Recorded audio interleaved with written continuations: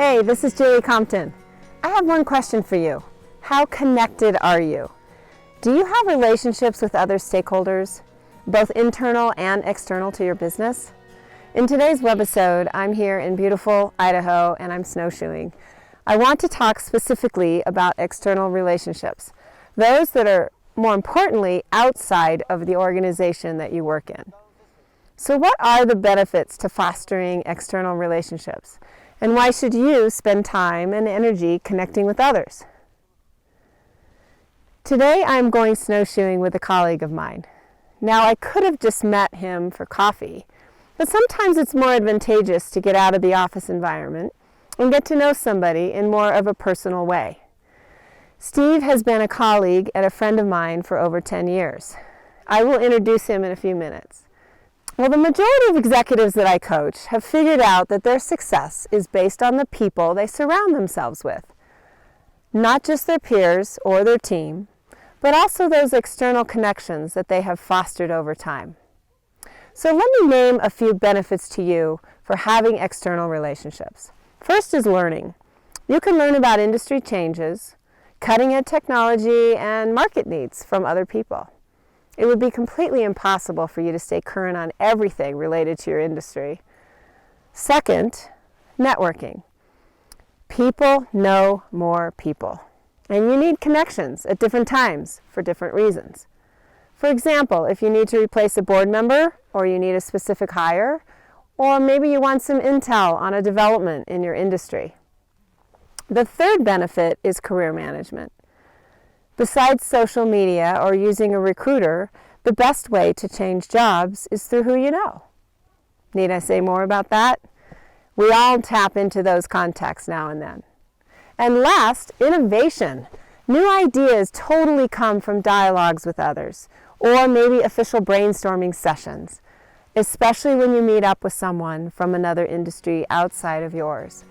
Often the sparks of creativity occur when our brains think out of the box with the help of another person. So I told you I would introduce you to my colleague Steve.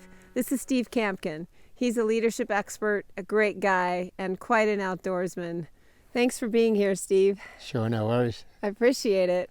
As you can tell, Steve's actually an Aussie, so he's done a lot of adventures. In fact, Steve has climbed the 7 summits of the world, and the only Aussie to do it, right, Steve? No, that's not true. Oh. There's a few others. Okay, Yeah. all right. I'm bragging on him. Anyway, so Steve, I want to ask you the question, what do you think is one of the most valuable things about having external relationships?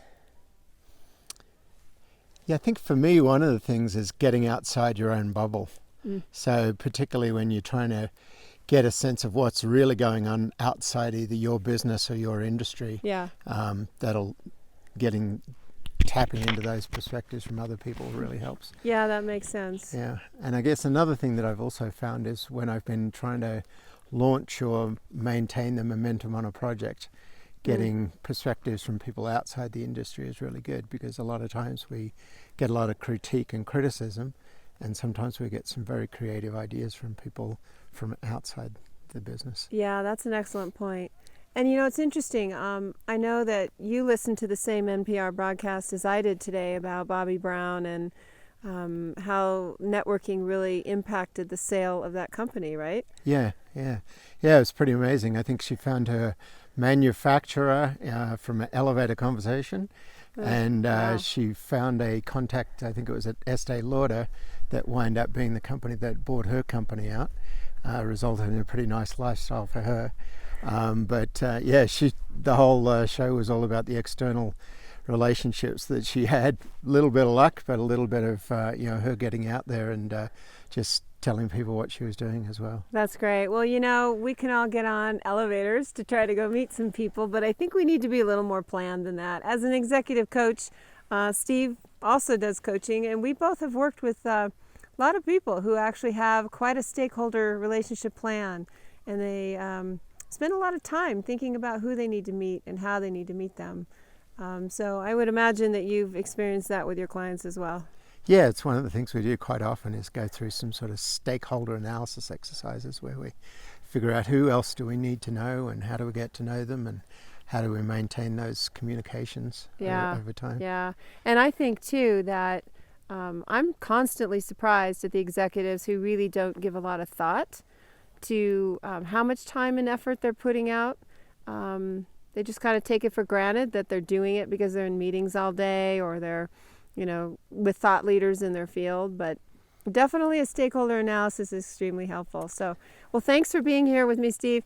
I'm super happy we're snowshoeing, and we're going to go have some fun, aren't we? Have a great day, everyone. All right, bye.